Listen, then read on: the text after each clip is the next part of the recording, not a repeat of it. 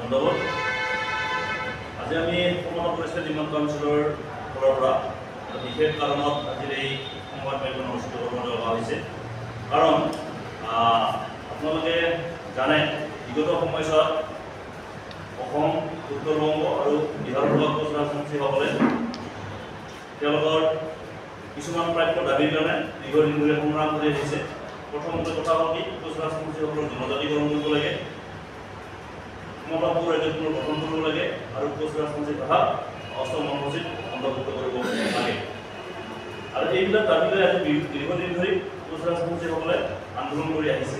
তাৰ লগে লগে সমতাপুৰ মুক্তি বাহিনীৰ ফালৰ পৰা জীৱন সুন্দৰ কোচ মহাশয়ে আজি ৩২টা বছৰ ধৰি সশস্ত্ৰ সংগ্ৰাম কৰি আহিছে আৰু অৱশেষত ভাৰত চৰকাৰ আৰু অসম চৰকাৰৰ আহ্বান মৰ্মে তেখেতে যোৱা 2023 চনৰ 17 জানুৱাৰী তাৰিখে অসমত আহি পদাৰ্পণ কৰে আৰু ইতিমধ্যে আমাৰ সমতা পৰিস্থিতি ডিমাণ্ড কাউন্সিলৰ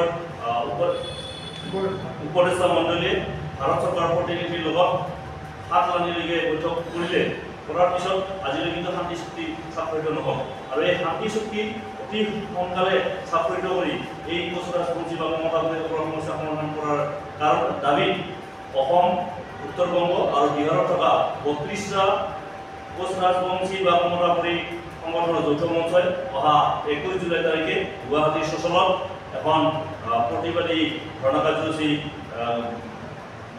পাতিব আৰু সেই ধৰ্ণা কাৰ্যসূচীৰ জৰিয়তে অসমৰ সন্মানীয় মুখ্যমন্ত্ৰী ডক্টৰ হিমন্ত বিশ্ব শৰ্মা মহাশয়ৰ জৰিয়তে ভাৰতৰ ৰাষ্ট্ৰপতি মহাশয়া, প্ৰধানমন্ত্ৰী মহাশয় আৰু গৃহমন্ত্ৰী মহাশয়ৰ হাতত এখন স্মাৰক পত্ৰ প্ৰদান কৰিব।